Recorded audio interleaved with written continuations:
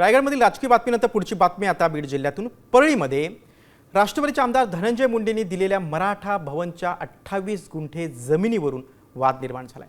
ही जमीन श्री दत्त देवस्थान थोरले देवघर यांच्या मालकीची आहे।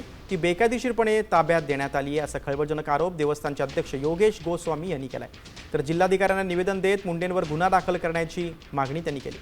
तसंच फसवणूक केल्याबद्दल आमदार धनंजय मुंडेंवर गुन्हा दाखल करावा यासाठी हायकोर्टात जाणार असल्याचं वकील अर्जुन सोळंकी यांनी म्हटलंय।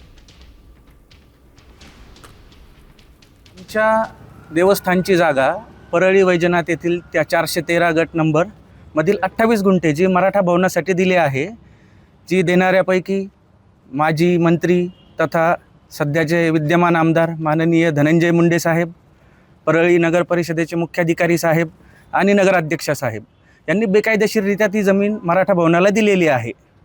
त्यामुळे त्या विरोधात तक्रार करण्यासाठी व त्यांच्या विरोधात फौजदारी गुन्हे दाखल व्हावे म्हणून मी जिल्हाधिकारी कार्यालयामध्ये आज निवेदन